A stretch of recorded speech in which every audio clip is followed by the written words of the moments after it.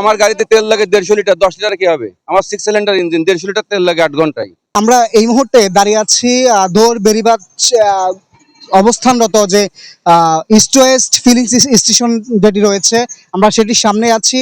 এই মুহূর্তে দেখতে পাচ্ছেন একেবারে ইস্ট ওয়েস্ট ফিলিং স্টেশনের সামনে যে মূল সড়ক রয়েছে, আবদুল্লাপুর সাভারের যে মূল সড়কটি, হাইওয়ে সড়কটি রয়েছে, একেবারে সড়কে শত শত গাড়ি এই গোল চত্বরে জমা হয়ে রয়েছে।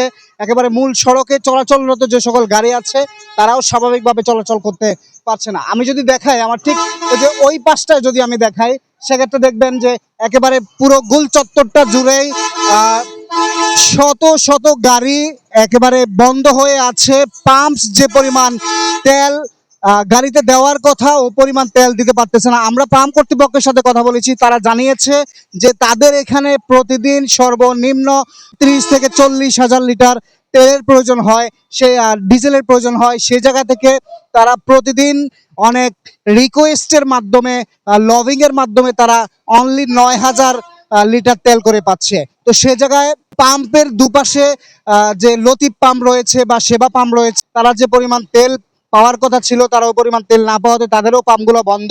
আর সেই কারণে আজকে ইফতারের পর থেকে রাত 8টার পর থেকে এই পাম্পে যখন তেল দেওয়া শুরু করেছে, ঠিক তখন থেকে একেবারে এই শত শত গাড়ি এখানে এসে উপস্থিত হয়েছে। দেখতে পাচ্ছেন একেবারে যে সড়কটি, যে গোল চত্বরটি রয়েছে, এই গোল চত্বর সম্পূর্ণ বন্ধ অবস্থা রয়েছে। আমি যদি পাম্পের দিকে দেখাই, পাম্পের ভিতরে কিন্তু প্রচুর প্রচুর পরিমাণ গাড়ি আছে, একের পর এক করে গাড়িতে তেল দিচ্ছে।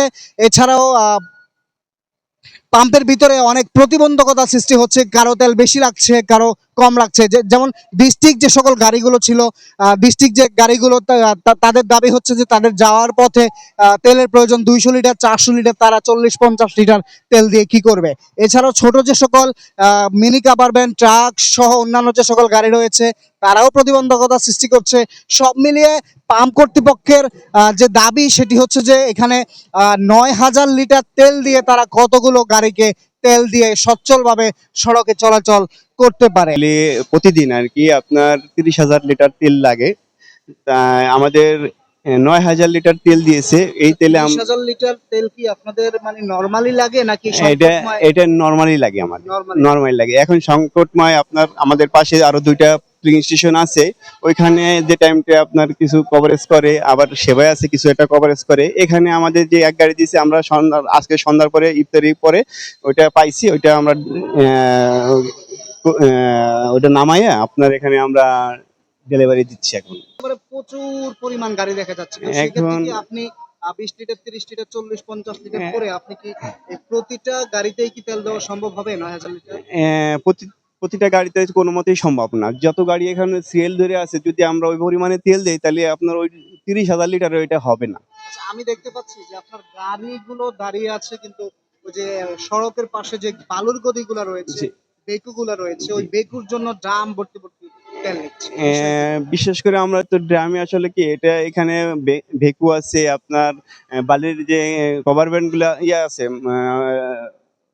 বালির যে আপনার ট্রাক গুলো আছে, এই ট্রাক গুলো আপনার আমাদের যে তেল নেয় এখান থেকেই, তাই আমরা তো ওনাদেরও পর্যাপ্ত পরিমাণ তেল দিতে পারি না। আমরা একটা গাড়িতে 30 লিটার করে তেল দিচ্ছি, তাদের 30 বা 40 দিচ্ছি, কিন্তু তারা একটু সারা রাত চালাবে, সেজন্য আমাদের কাছে রিকোয়েস্ট করতেছে যে আপনারা আমাদেরকে আরো 1 গ্যালন করে তেল দেন। আমরা ওইটা তো আসলে তাদেরকে দিতে পারতেছি না, এই কারণে আমাদের এখানে হাওয়া হচ্ছে। চালকদের অভিযোগ, নিজ গন্তব্যে যাওয়ার জন্য যে পরিমাণ তেলের প্রয়োজন তা দিচ্ছে না পাম্পগুলো। অন্যদিকে অবৈধ বালুর গদিগুলোর ড্রেজার মালিকরা ড্রাম নিয়ে হাজির পাম্পগুলোতে। স্থানীয় প্রভাব খাটিয়ে গাড়ি চালকদের হুমকিতে রেখে ড্রাম বোঝাই করে নিচ্ছে তেলে।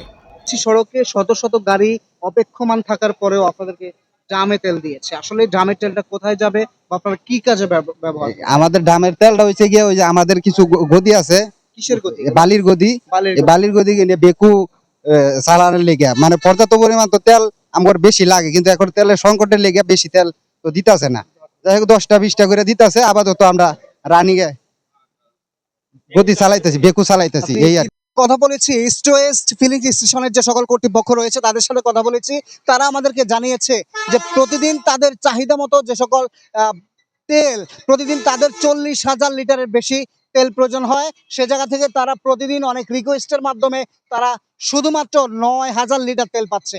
সে জায়গা থেকে তারা প্রতিদিন তাদের নর্মালি যে 30 থেকে 40 হাজার লিটার তেলের প্রয়োজন হয়, সে জায়গা থেকে তারা এই সংকটময় অবস্থায় তারা প্রতিটি গাড়িতে চাহিদা মতো তেল না দেওয়ার কারণে এখানে আমরা অনেক প্রতিবন্ধকতা দেখেছি। ড্রাইভার, গাড়ি চালক যারা রয়েছে, ড্রাইভার যারা রয়েছে, তাদের মধ্যে ঝগড়া থেকে শুরু করে একেবারে ফুল আবদুল্লাপুর থেকে সাভারের যে মূল সড়কটি রয়েছে, একেবারে সম্পূর্ণ সড়কটি দেখতে পাচ্ছেন বন্ধ অবস্থা রয়েছে। এটি হচ্ছে ধোর যে গোল চত্বরটি রয়েছে, ধোর গোল চত্বরের বর্তমান যে চিত্রটি আমি দেখাচ্ছি, একেবারে পুরো আবদুল্লাপুর নবীনগরের পুরা সড়কটি রাতভর বন্ধ অবস্থায় ছিল। সাইফুল ইসলাম একা, দৈনিক তৃতীয় মাত্রা।